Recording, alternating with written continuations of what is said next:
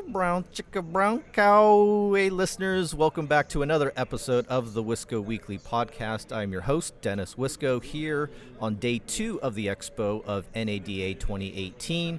Here today to join me to share about the customer experience, and specifically from a staff's point of view, or looking at it with regards to your staff, is Patrick McMullen from Max Digital. Patrick, thanks for coming on the show. No problem. Thanks for having me, Dennis. Well, Patrick, so I've had the chance to take a look a little bit about Max Digital and everything going on. You guys have launched a product here that we'll get to.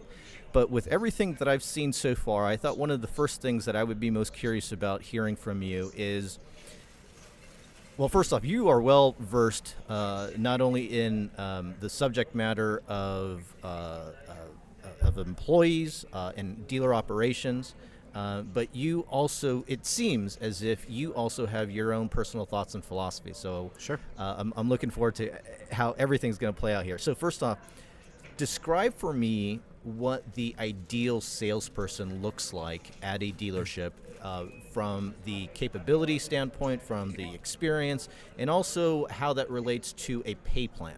Yeah, great question. So if I owned a dealership, we'll say McMullen BMW, because I like BMWs and I can make money in BMWs. I think my ideal salesperson would be, first of all, somebody that's coachable, trainable, somebody with a strong work ethic. And I think with regards to being, they don't have to be technology savvy, but embracing technology and embracing maybe a different way of selling cars from the traditional model that we've done for the last 30, 40 years, and looking at it where it's based more around building it or selling a car around the way the customer wants to buy a car, not necessarily the way the dealership wants to sell them the car. I've always had the thought philosophy of where, there's kind of two paradigms, one of dealers selling cars and the other of customers buying cars. Yeah. And certainly we're more in that latter space of 100%. Trying to accommodate that. So they should be technology savvy, they should be coachable. Are we talking, should this person have sales, automotive experience, car business experience? I don't think it's necessary. Okay, interesting. Okay. We have a lot of dealers. We have dealers in all 50 states, all across the country, and I mean we have people that have been selling cars for 30 years. That you got your Babe Ruths out there that they're going to put 20 cars up every month and kind of leave them alone. And then we have a lot of dealers that they've struggled with this, with bringing people that don't have experience into the industry, but especially with millennials. Yeah. Unfortunately, automotive, being a car consultant in automotive, for millennials, is the bottom 3 of industries that they actually want to go into. Yeah. So, but what our dealers have found is by showing them that they use a different sales approach. Millennials don't want to be salespeople. We have a dealer in California, where you're from. They put an ad in the newspaper for car salesperson. Okay. They got 2 resumes. They put an ad in the next week. They put an ad in the newspaper that said product expert, and they got 50 resumes. So well, actually, I thought the punchline of that was that they were using the resume or the newspaper to advertise their job. That too, or online. But I think personality goes a long way, because it's still a face-to-face business. However, the average consumer today spends 14 hours online doing research before they show up and purchase a car, right? When they buy a car, they're visiting less than 2 dealerships. So there's a lot of stats out there, 1.4, 1.5, pick a number, it's less than 2. The biggest thing, though, is training your sales staff. So if I owned a dealership, I would make sure that my sales staff was properly equipped to be able to combat that internet-savvy consumer, meaning making sure that they have the same information that customer found online. And I say this in my presentations. I bring my mom into my conversations a lot because I love my mom, obviously. But, there's no reason why my mom shows up to buy a car and she knows more about the car she's coming to buy than the sales consultant does that's trying to sell it to her. And unfortunately, when I talk to dealers about that, they know that customers know more than their average salesperson. And sometimes it's the fault of the dealer. A lot of times it's not. And it's just a sheer fact, if you have 150 used cars on the lot, 250 new cars, and if you're turning your inventory every 40, 45 days, you just can't be an expert on every car. Right. So utilizing technology, so if you were to walk into my dealership and you're armed with all that information from... I got my iPad in hand. You got everything in hand, right? And I'm putting my salesperson at a disadvantage trying to have them sell you a product that they're not familiar with, especially, so we'll go back to McMullen BMW. If I have a Chevy Tahoe on the lot, my team might know a little bit about BMWs, but they don't know anything about a Tahoe. Right. You know, so what are we doing as dealers to make sure that our sales consultants are armed with the information that they need to be able to effectively sell the quality and value of a car, and then also show that it's a fair price? I mean, that's a big thing. So then let's talk about, because I think you bring up an interesting scenario there where you have McMullen's BMW, but obviously you have your inventory of used cars, which as your product specialist, while they may have their education and training from the OEMs, from certain vendors like Max Digital, they still won't know about a Chevy Tahoe. That's not their expertise. 100%. So how then, what is the solution to help those salespeople to know a little bit more about, products or a better sales process when you're dealing with used cars then? Yeah, so I mean, selfishly, it would be our product. Yeah. No, go for it. Go. Yeah. Absolutely. Yeah. So, what we do is, so at Max Digital, we're comprised of our digital side of the business is helping attract consumers to that dealership and help them stand apart from the rest of the pack online. So we build dynamic ad descriptions. So when you're on AutoTrader or Cars.com, those first 250 characters, all the relevant information about that car, Carfax One owner, price below book, any packages that car may have. And we work with a lot of OEMs to pull that package information to make that 3-4 year old car that's used, make it new again. So instead of talking, I'm sorry. No, go ahead. So instead of talking about AM, FM radio, Harman Kardon 12 sound, or 12 speaker surround sound, so things like that. If my BMW that's on the lot, if I have a tech package, cold weather package, and sport package, what does that mean, right? Most sales consultants don't know that. That they can pick one or two out of each package, but they don't know the whole thing. And a lot of times, unfortunately, again, according to Gallup, they just released a poll in December. It's a trust in professions poll, and 92% now of people polled said they don't trust car salespeople. And I think a lot of that has to do with because we use words and not evidence. So we're just, a lot of times we may make something up, or we guess, or we have to run to the desk to ask questions. But every sales consultant has a smartphone in their hand. So utilizing that technology, because you as a customer, you're going to have your iPad, you're going to have your smartphone, you're going to have all that, and you've done that research. By being able to provide the sales folks with the same information to speak intelligently about the car and build that quality and that value. And the big buzzword now is transparency. Are we transparent?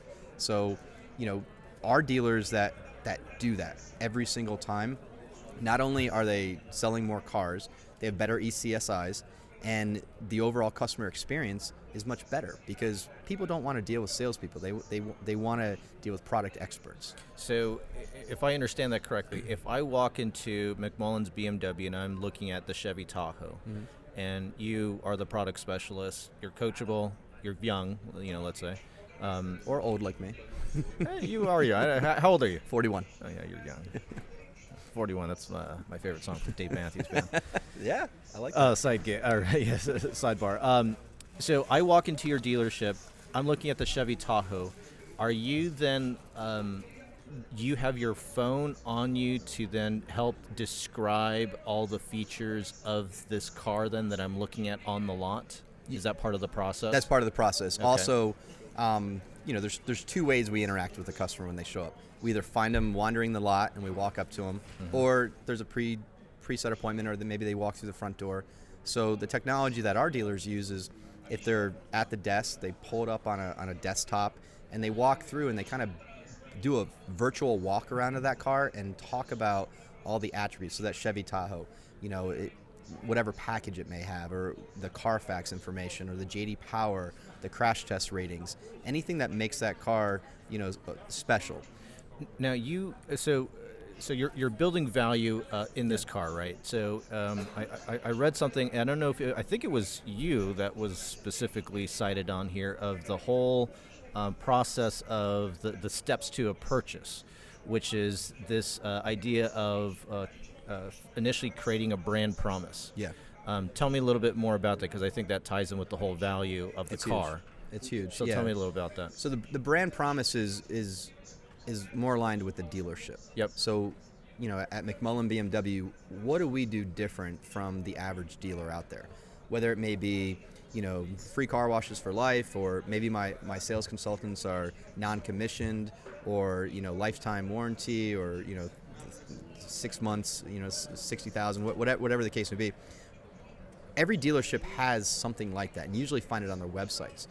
But they don't talk to the customer about that when they show up. Mm-hmm. So we have a dealer group in Minneapolis, 26 stores. They sold 36,000 used cars last year. Good Lord. And they have a lot of cars and a lot of money. That's a lot of money and a lot of cars. So just like that stand-up cardboard cutout right there, 6 feet tall, 3 feet wide, they have that all over their dealership. And before they walk on the lot, they walk the customer to that, and they talk about what they do different.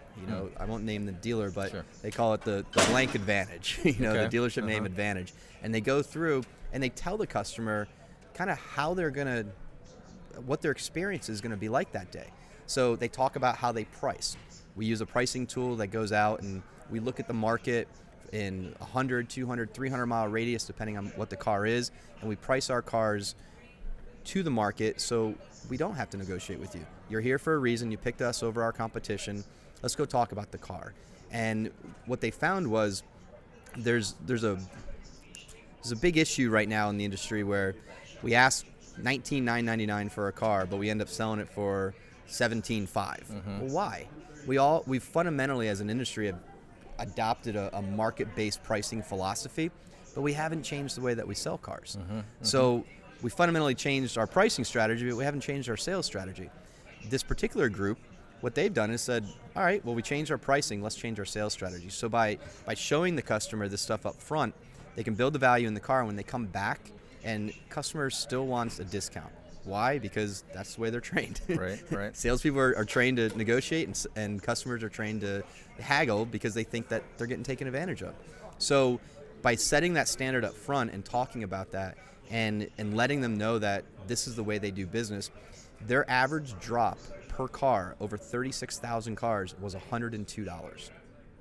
Think about that. $102. $102 discount over 36,000 cars. And again, I mean, let's talk about this a little more granular too. When you're looking at the, depending on what statistics you look at, right? The average gross profit of a used car is in the nature, I'll call it $3,500. All of a sudden, it's $3,400 back to the dealership, back perhaps to the salesperson.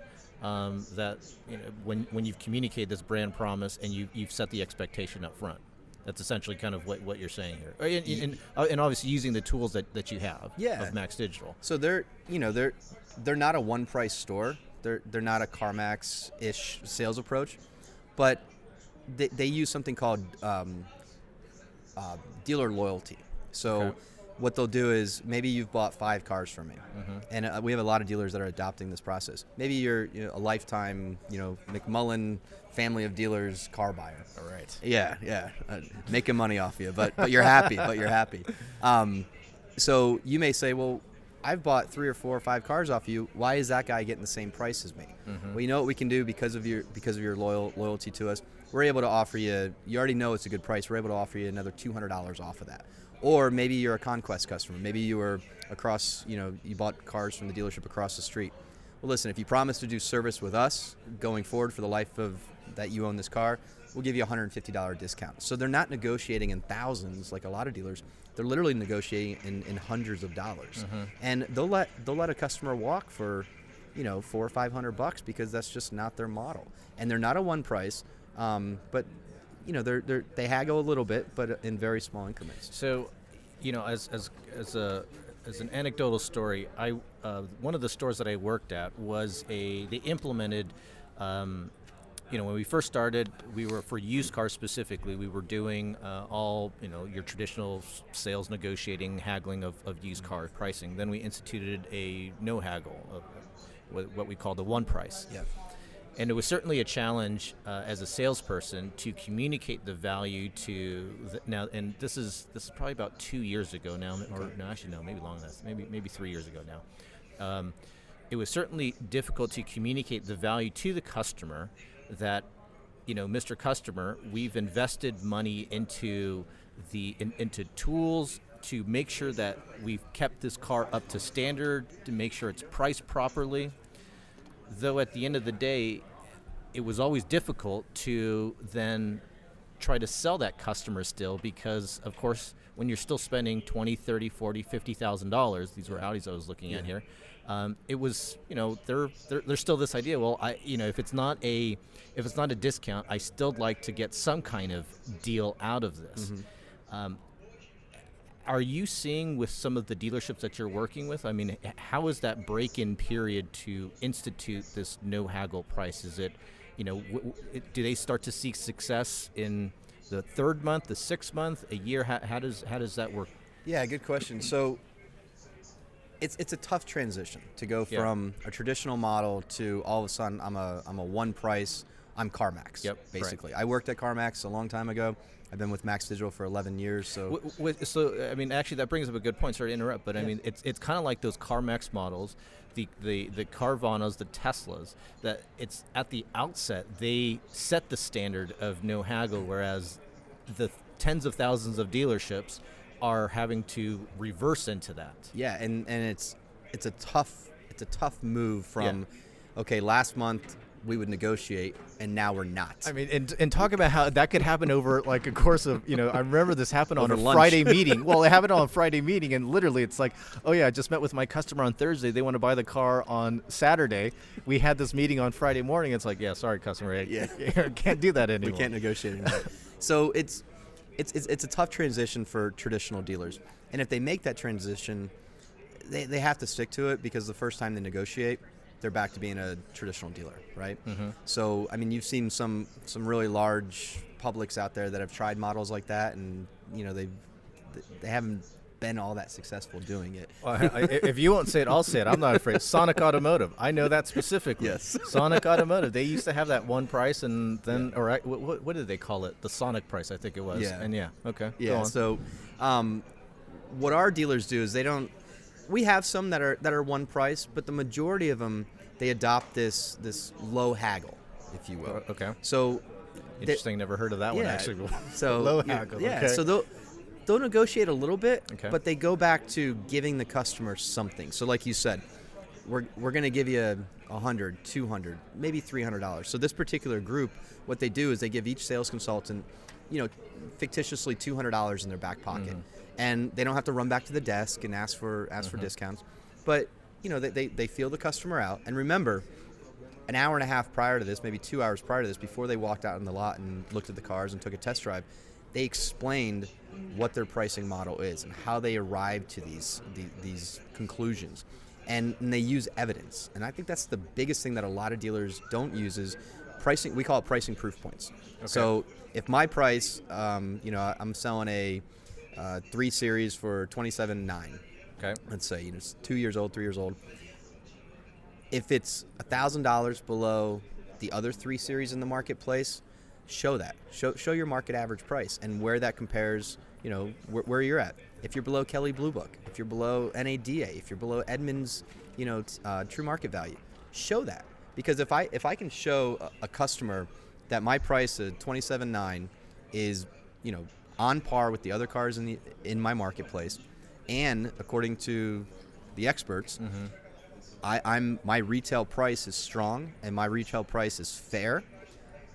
If a customer asks for a $1,000 discount, you can kind of look them in the eye and say, what part of the evidence here did you not understand? Where is there something then about either Max Digital, mm-hmm, as a whole that addresses that part? Because I think you've hit on something where So for me, I had a background in fundraising, so I actually had no problem asking for money. I was used to asking for $1 million for a tax donation, or for a tax deduction, right? Like I was used to asking for money, but a lot of people, all of a sudden, when you put them in that position where you've given the salesperson all the ammo to say, look, salesperson, go out there and you're selling this at full pop. Yeah. And I almost actually think that's another thing is the jargon used, because when you start to say things like full pop, right, it's like it makes things more adversarial, so that salesperson low haggle. Actually, that would be the evolution of full better pop. that'd be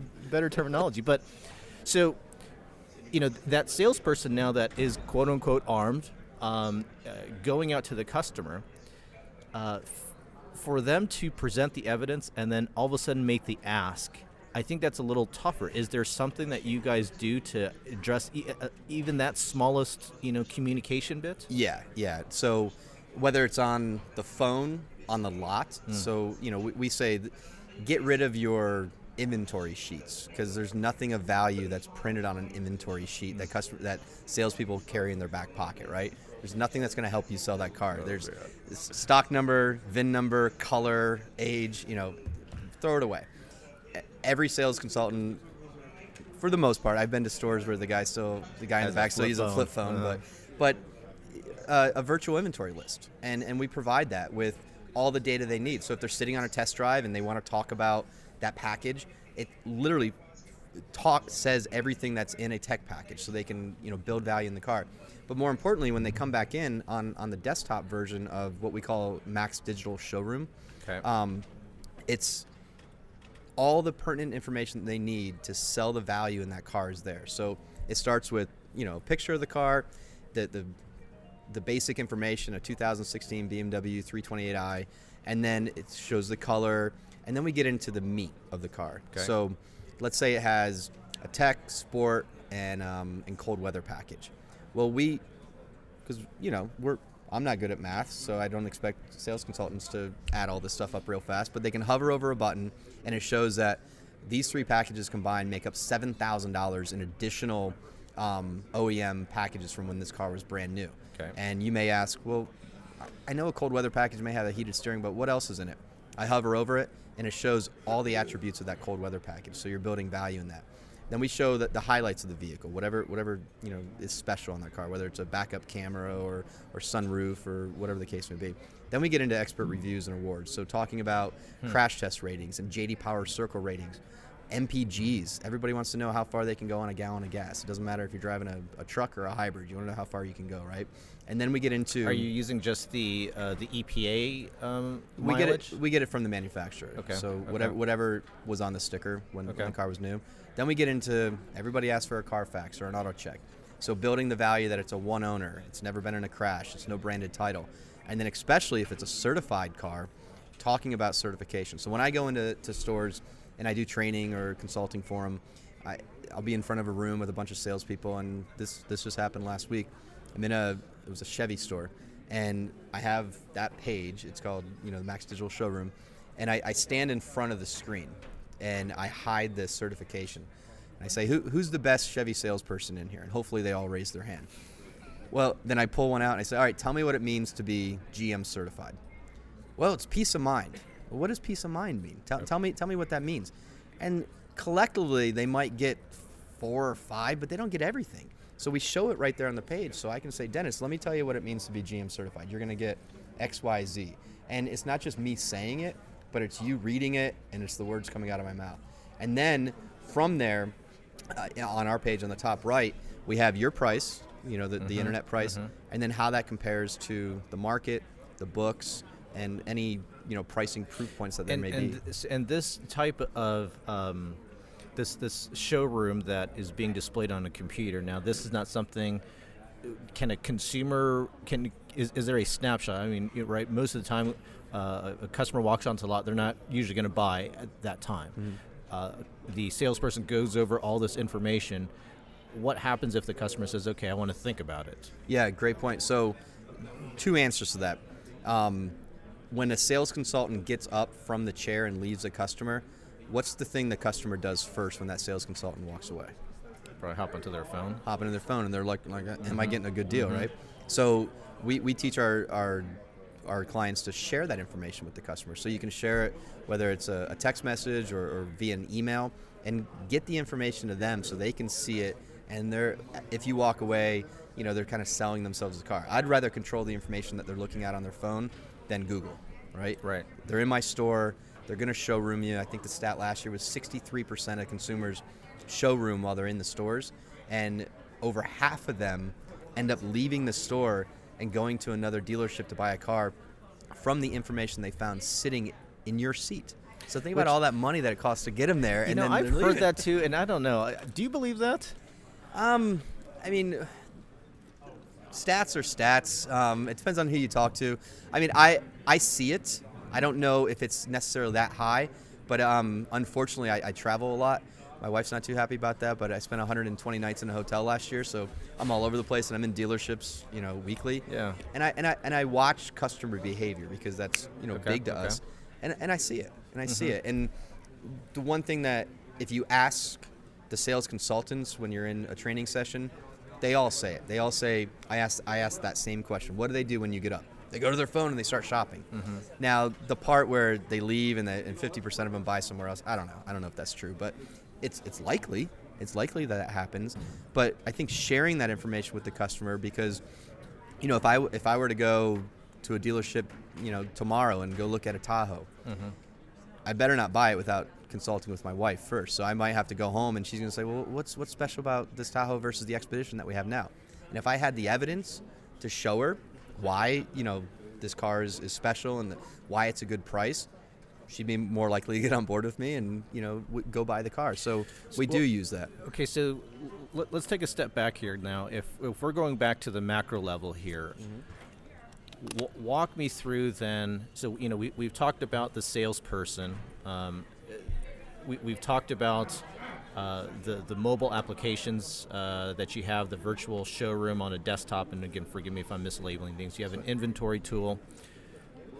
What does the full picture look like here of Max Digital providing these services that would aid in salesperson development, expertise, to the point where the manner in which the car is sold is connected, optimized towards the customer experience? Yeah, so if I can, I'd take it back even further from the customer. Okay. So if you think about, us specifically, Max Digital, we really have two platforms for, and I think it comes back to the dealership operations. Okay. So the overall either used or new car sales operations. So our first platform is First Look, and think of that as your internal focus. So your internal focus meaning you got to appraise cars, you got to acquire cars. So we have an appraisal tool, a pricing tool, and a stocking tool.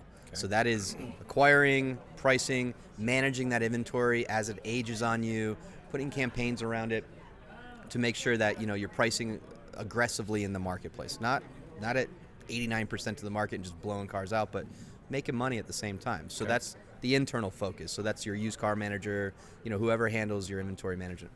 The external focus is around a product that we have, Max Ad, that builds those ad descriptions. So when you're looking for a car online, we help the dealer stand apart with relevant, consumer optimized ad descriptions that don't just say, do you like fruit? This one's a cherry.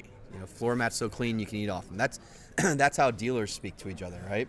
But what's actually going to attract somebody to click on your car?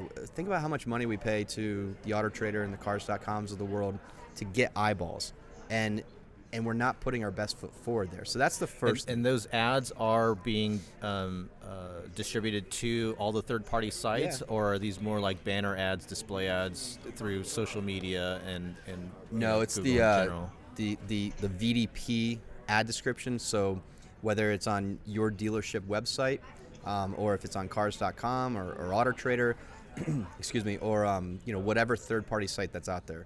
Our dealers on average send about 19 to 20 different websites, and we do that distribution for them.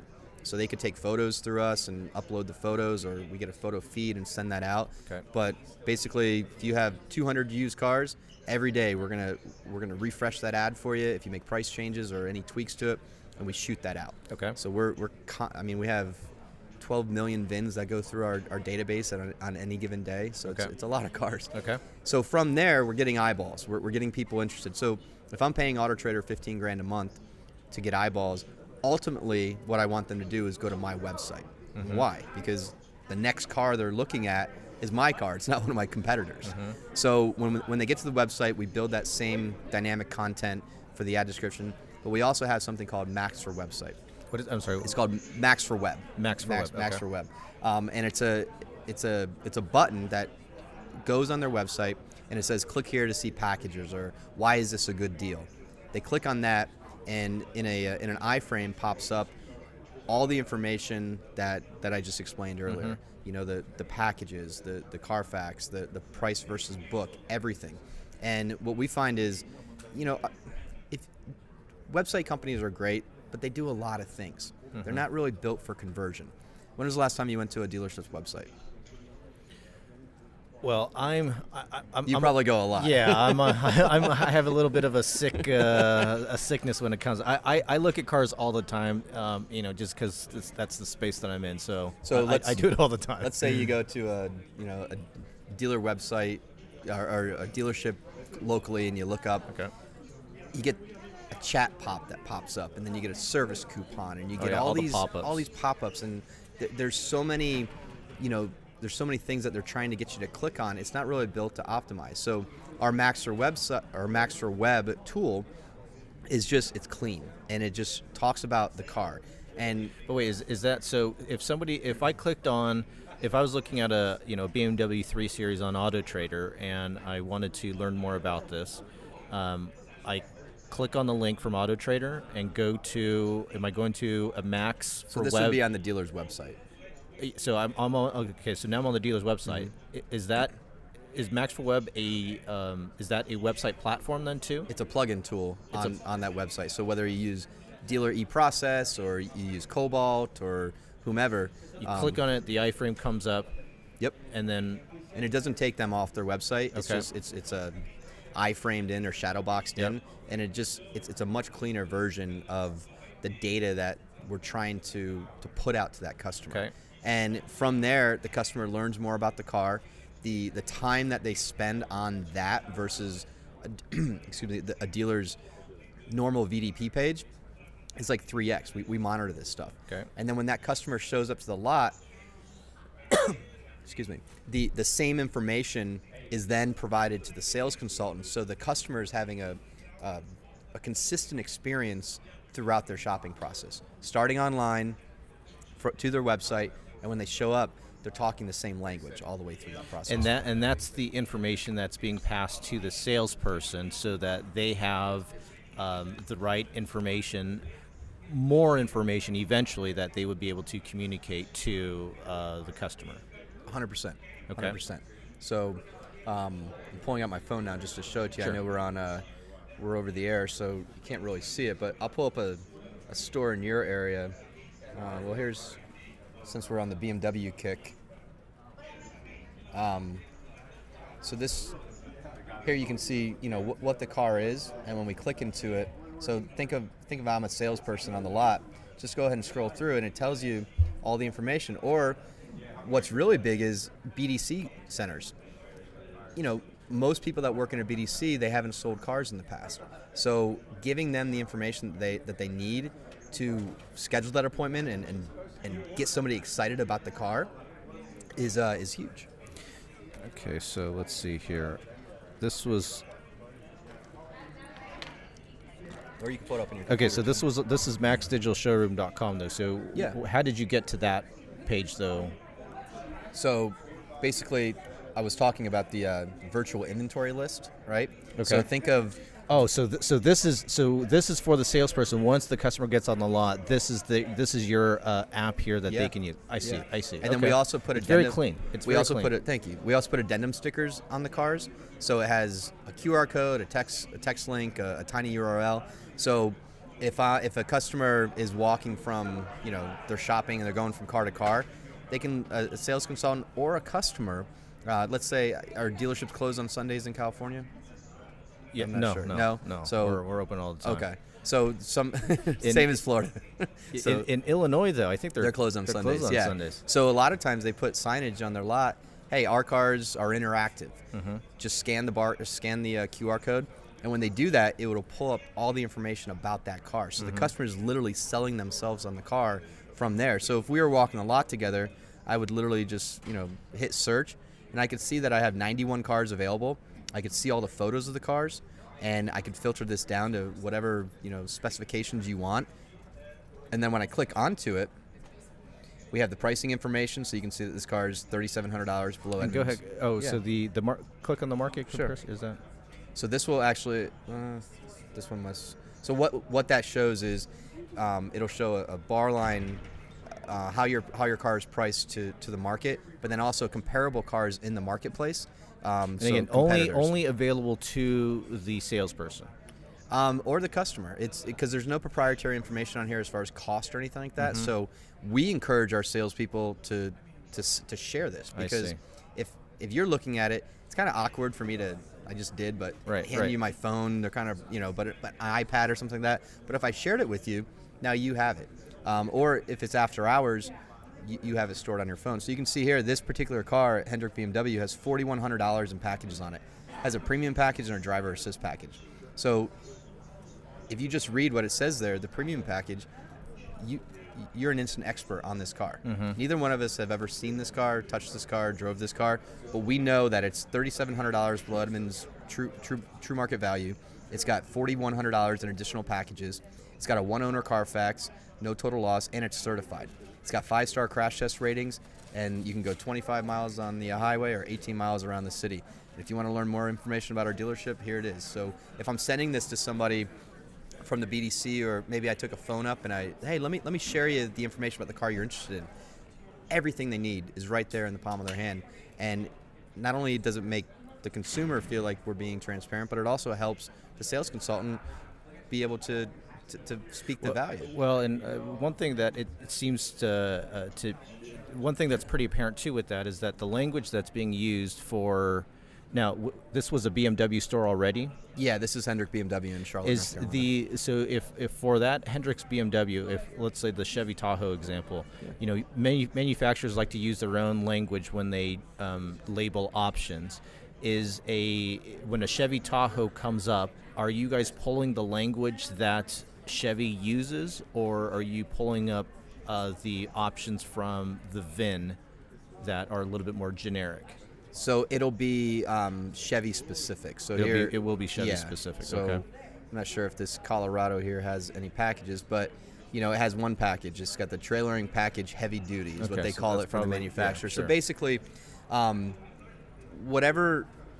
that vehicle came off the factory line, whatever made that vehicle special when it was new, we're pulling all that information back to then put it in the palm of the hand. So we're not just saying it's got a trailer package. It's got Chevy's, for example, it's got the LT1 appearance package. Well, what does that mean? LT1 appearance package. So then we'll list out everything underneath that what makes that up. That's definitely pretty helpful. Yeah. A couple more things. How much time do you actually have right now? As much as you want. How much time does he have? As much as you want. I want to kind of get back into more of the salesperson side and open this up a little bit more, maybe perhaps philosophically too. You've been with Max Digital for a while, so again, 11 years. Yeah. So whether or not you want to give me the Max Digital slant or the Patrick slant, however the case. So let's go back to the first question that I asked you with regards to the ideal salesperson. I don't recall actually the part that you didn't answer that I want to get back to is the pay plan portion of it. So if we are looking at the ideal salesperson at McMullen's BMW, you have your sales force. How is your sales force comprised with regards to its pay plan? Do you have the quote unquote closers that are more low salary, high commission? Do you have then supported by more of the millennial force where they're going to be more hourly? Walk me through how that works with you. Yeah, it's a good question. I'm thinking back on dealers that I know that are successful with kind of out of the box types of thinking. Okay. And one of them, Wild Honda down in Bradenton, Florida. My good friend Jay Alexander down there. He has a model where he has product specialists, and their main goal or their main process is to just build value in the car, and they get paid on a flat. So they get a salary plus a flat if the car sells. Okay. But they don't do any negotiation. After they On both new and used? yeah. Okay. Yeah. So after they present the car to the customer and walk them through all the benefits. So think of like the Genius model for BMW, Okay. just across anything they got on the lot. When it's time to close the deal, then they turn them over to a closer. Okay. And that person then works, car lingo, they work the deal, if you will. And then they take the next up and they work on a flat. The closer does get paid on the commission based model. Okay. So he kind of has a little bit of a hybrid. I mean,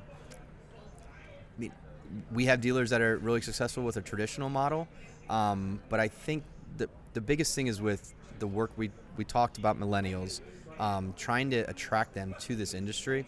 And as the older generation moves on, millennials make up a huge part of our workforce now. They said, it's actually in our study, they said that they would be more likely to work in automotive if there was a technology or if the dealership used technology to sell the car, and if it wasn't such a high commission sales environment, that if they had some sort of set base with maybe flats, or like if you think about how CarMax does it, I don't know if you're familiar, but CarMax, their sales consultants get a flat base salary, and then they have a tier system. So when they sell, they get X amount of money for up to 10 cars, and then that Are those all flats too? yeah. Okay. So let's say it's $100 up to 10 cars. Okay. And then if you get above 10 to 15, maybe $150, and it's retroactive back to all 15 of Okay, those. okay. So if you're selling 20 cars, you might be making $250 per car plus your base salary. Millennials said that they would much rather have that type of model than the way it is today. So, okay, so then this is where we're getting to an area that, like, this is where I see lots of heads butting, right? Yeah. Because this is purely my own thoughts here, right? And when you start to go to this kind of no haggle price strategy, if you then kind of work that backwards, you go to a no haggle price strategy, which means then your salespeople, again, they're not really salespeople, which is fine. Okay, they're more product experts. They're using technology to communicate what's on the car. And then you dial that back to the general manager, the owner, the dealer principal. Well, if I can pay my my product expert a flat salary and hourly, because they don't need to be as well versed, because we have a no haggle price, because we are using technology, and so we are making more money as a store. And maybe I'm the good GM that says, I'm not going to just put all that back in my pocket. I'm going to use it for my company party. I'm going to throw a product launch party. I'm going to redesign the showroom. What kind of talent can a dealer actually, attract and maintain if, at the end of the day, the person that is working with customers, they, I hate to use this terminology, but I can't think of anything better, but they've gotten, we as an automotive industry have created the order taker. So, I mean, is that kind of where we're heading then? I'm not sure. That's a big big thing. I mean, I think sales is sales at the end of the day. Until the whole industry changes fundamentally. I talked earlier about, we fundamentally have finally adopted a market-based pricing philosophy when pricing our cars online, but we haven't changed our sales process. And if you look at the traditional, bell curve of adoption, and especially in technology, you have your early adopters and the people that are, on the forefront of, they're at digital dealer and they got the latest technology in their stores and they're doing all those things. And then you have the laggards that are the followers, and they wait and see. And our industry, the automotive industry, the forward-thinking people, it's a small group. Right. It's a small group. There's a lot of laggards. There's a lot of people that are, waiting to see what catches on, and then they're fast followers. They jump on board very quickly after that, but they don't want to dabble their toes. So I think we're still a few years out from, people watching those forward-thinking dealers and what they're doing and really letting them work out the kinks. Yeah. And then I think more people will come on board. I will tell you, perhaps a smarter approach to a certain extent. Yeah, but at the same time, I think if you have good processes in place and a good management staff, I haven't found of all the vendors that are in that door right to your right, my left, I haven't found one vendor in there that just because you write them a check every month, you automatically become this superstar dealer. Sure. It's the people behind it, right? And we talk to our dealers about this a lot. It's not an easy button. If the car business was easy, if selling cars was easy, everybody would be doing it, right? So there is some art still in the deal. But I think if you have good management in place, and from what I see, our best stores are run top down. So your general manager, it's not just sitting up in the ivory tower on the second floor. He's hands-on, and his vision, his buy-in trickles all the way down throughout the store. And those are the stores that I see having the most success. And the stores that are dealers that have that mentality, and they live that every day and on every deal. They don't cut corners. It comes down to people at the end of the day. And I think, having conversations and working through problems and not just saying, well, if you don't sell 15 cars, you're fired. Well, what are you doing to help that person sell 15 cars? Right, totally. What type of training, what type of, coaching are you giving coaching them? resources, right. And in our study that we talked about off air, we did a study in January. We surveyed 400 dealers across the country. Some were our dealers. Just pull this back here a second. The majority were. Go ahead. The majority were, just dealers across the country. And what we found was, sales consultant turnover was a huge issue. 80% of them said that it's something that's really big in their world space right now. NADA did a workforce study last year. It came out in December. The average of everybody they talked to, 74% turnover ratio for sales consultants. That's up from 67% the year before. That's huge. It's huge. So think of it this way: if you have 25 salespeople in your dealership, and you're at the average, you're going to lose 19 of them. Yeah. And driving sales said it costs about $42,000 to every time you lose a salesperson. And my dealers tell me it's anywhere between $30,000 and $45,000 from lost productivity, training, hiring, right. all that stuff. Yeah. So let's say $42,000. That's almost $800,000 to the bottom line. So if you could figure out a way to change your process and not go the traditional route and think about doing things differently and aligning your sales process around the way you and I as consumers want to purchase a car, I mean, you're going to retain better talent. So away your costs. And then you'll be able to track better talent as well. And a lot of our dealers, that use our technology, they use that as part of the hiring process. Let me show you, Dennis, how we sell cars here at McMullen BMW. I know you worked at Toyota down the road. Let me show you how we're different. And they go through, and would this help you? So I'll bring the question back to you, being that you worked, you sold cars. If you had technology like that, would you have been able to hold better price at a one-price store? I think using that technology and pricing proof points and Patrick, let me tell you something about myself here. I don't need technology to sell those cars. It's information. Well, right? it's information, and I think here's the one thing, and again, I think this is where I struggle with it, other people struggle with it, where there's the old adages of the business where it's like, okay, customers in the store, oh, you don't need this and you don't need that. They're already on the store. Put them in a car. Just put them in a car, right? But now all of a sudden, over the last few years, you can call it probably even as much as 7-8 years now, there's more technology that dealers are using and they're using that technology to be more transparent and more they're bringing the actual physical hardware, the iPad, the phone, and demonstrating the evidence of value to the customer. They're bringing that more to the forefront.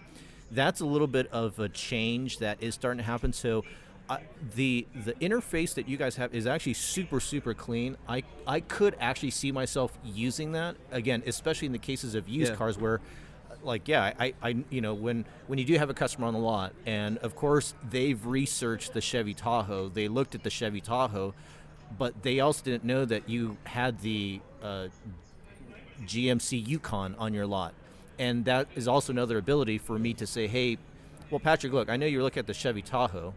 It looks good to you, but let me show you also this Yukon over here. Yeah. And I bring it up, and of course what I like too is the fact that there's a stock number, because that's how all dealership people like to look at things by a stock number.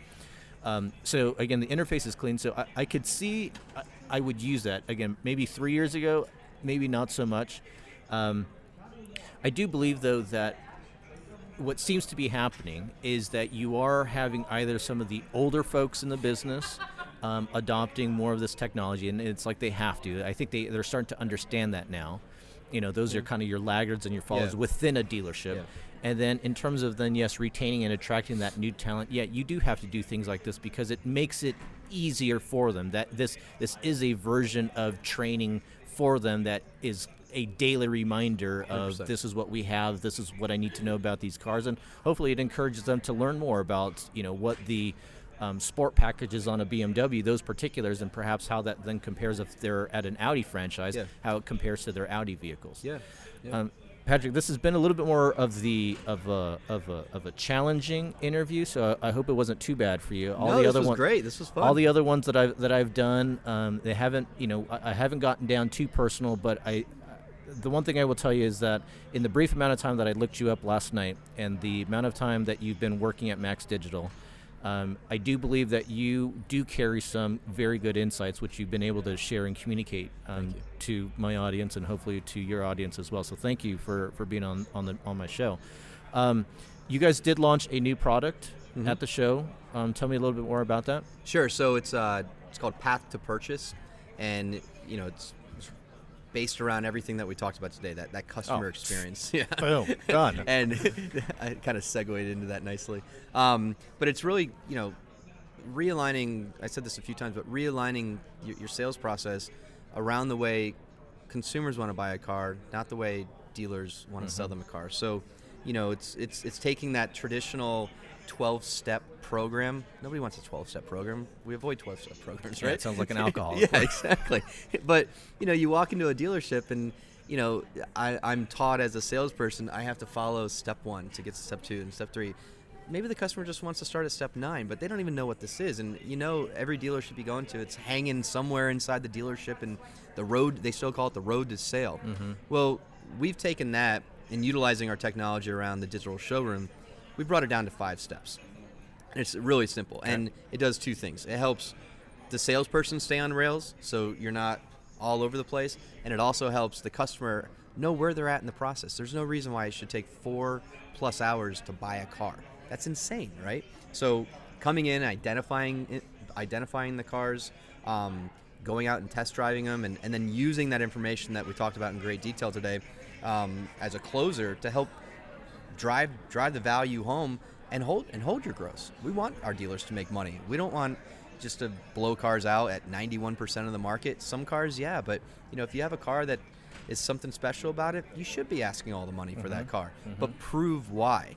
And then from there, determining payment and protection plans, and get them out the door and sell the next car. So, it's been a great hit. This is day 2 of NADA. We had over 200 people come to our booth yesterday. The feedback has been amazing, and just the buzz at our booth is awesome. So we're happy to be here, and I appreciate you having me on. Thank you for coming on. How can people get in touch with you, Patrick? So Patrick McMullen, it's P. McMullen. That's McMullen. So P. McMullen at maxdigital.com. And listeners, I'll put his contact information on the episode page. Or you can tweet me at Pat McMullen. At Pat McMullen. Yeah. All right. Yeah, and he That's does the have one a good time I go by Twitter. Pat. All right. Well, Patrick, again, thank you very much for being here. Thank Amanda, you. thank you very much for setting this up here. Listeners, thank you again for tuning in to this episode of the Wisco Weekly podcast. Of course, rate, review, and subscribe. Follow us on Twitter and Facebook, Wisco Weekly Pod. Until next time, cheers, pros, lahaim, kipish, salud, nastravi to the customer experience.